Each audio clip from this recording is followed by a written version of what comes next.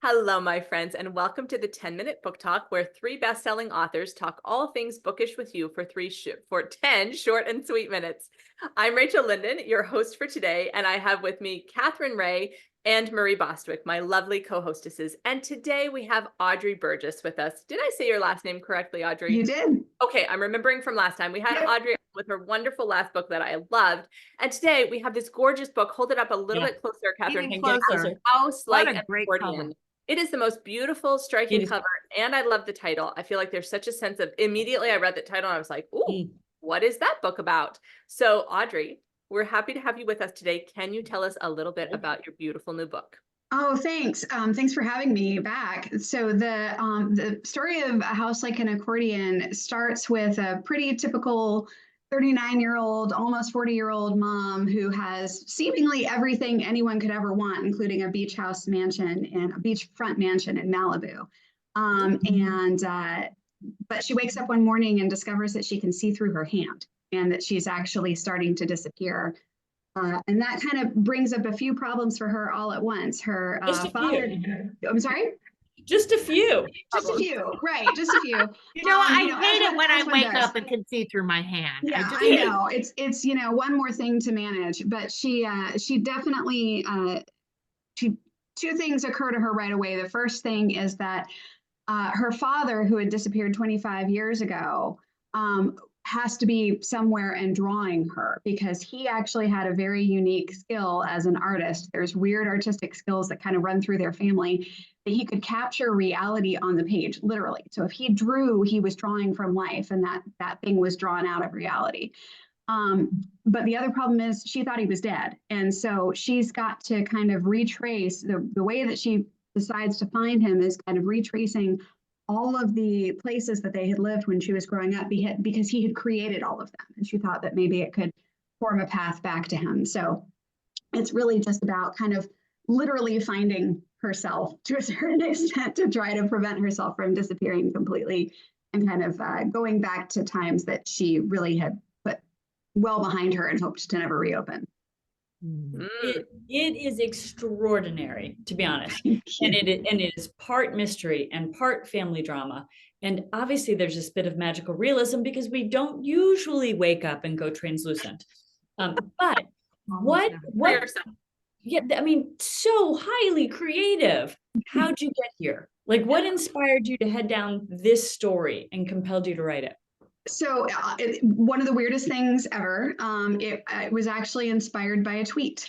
A friend of mine, another humorist that I know, had tweeted something. She was writing her own book at the time, and had tweeted something about if you were fabulously wealthy and your money was no object, what would you spend it on? Like, what would you get to make your life feel more complete? And of course, there were all the typical answers that you would expect to see, but the reaction that I had was very visceral and very immediate. And it was that I would go back and get all of the houses that I had grown up in, because my parents had built most of them. And it really was just like that. I will be a collector, and I will take all of these houses, and I will have them all under my, and I thought, oh, that's a little weird. Where did that come from? And so I started kind of exploring. I thought that there's a story there. I actually originally thought it was going to be a short story, and it turned out to be a full book. So that's kind of what started it, both the kind of trying to explain why someone would do that, and what would have prompted these constant moves that would have resulted in such a transient childhood. Amazing. That's amazing. Really amazing. Your imagination is a cut above, I have to say, the average. I mean, it's just so remarkable. And something else and you've done that over and over again, these very imaginative books that take us to places that we didn't even know, we wanted to go or could go. So I love that about your work. Thank you. Also, you really create these wonderfully empathetic, deeply flawed characters that are so worth, really rooting for, and we feel a lot of empathy for them. So in this book, what do you think kind of the main themes and connection points are, and what is it your characters really want? Because oftentimes it's different than what they say out loud, right? Yeah, well, I think the biggest theme that emerged for me in this book is the way in which our own understanding of our parents and our families and the way we connect to the people who love us changes and evolves as we do, as we age and as we form new connections. And the way that something that seems really inexplicable to you as a child or even magical might have its roots in something much more mundane or traumatic or sad, and that living your own experiences kind of gives you greater empathy for things that you really didn't understand when you were growing up.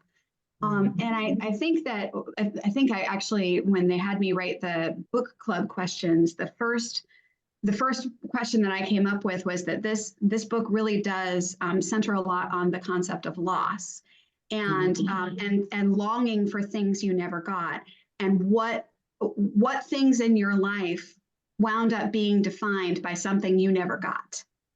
And that's really, I think, for Kerith, a big part of what formed her. And she's not always likable. She is, and she's very strong-willed. She had to be, but Minuscule Mansion started with the title for me, and this really started with this character, Kerith.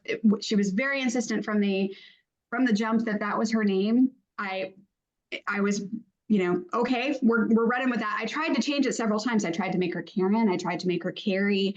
I tried to do all sorts of, switches to kind of, figure out maybe her dad played Dungeons and Dragons and but she was so strong-willed from the jump that every so often one of those things pops into my head that's so fully formed that I kind of have to honor it, even if it doesn't entirely click for me at first.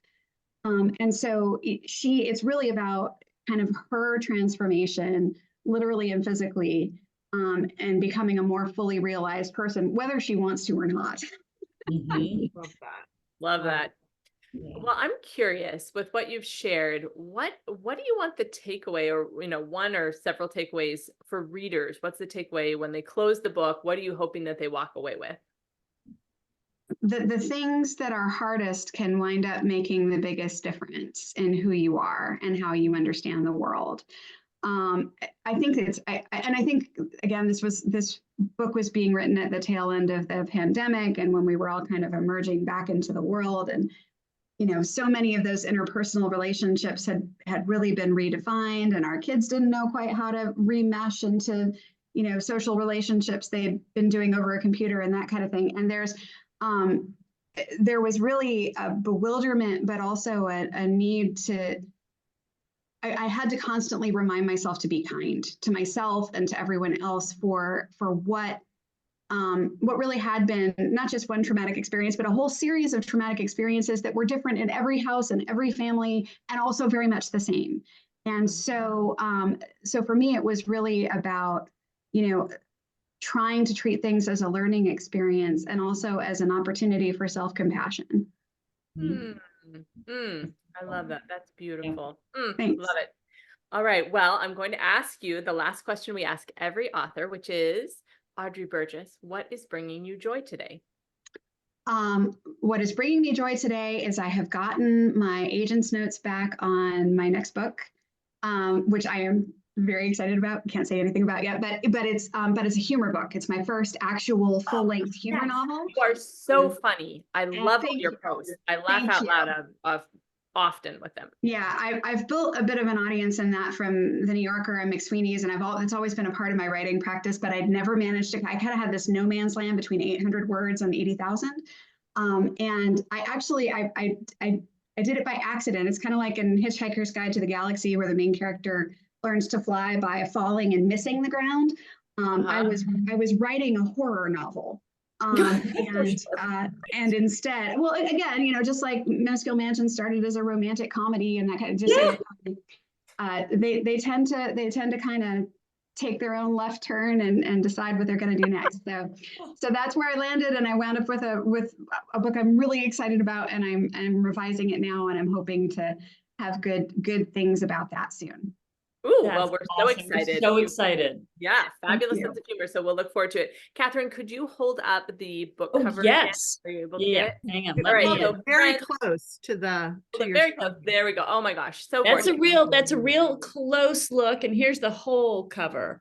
But Friends, if that you was are a real looking close for look. a unique and engrossing read, we encourage you to go pick up A House Like an Accordion, run, don't walk to your nearest bookstore and grab it. And then we look forward to what comes next for you, Audrey, as well. And please tune in next week for more 10-minute book talk fun. We will see you next week. Bye, everybody. Thanks. Bye. Bye. Thank you.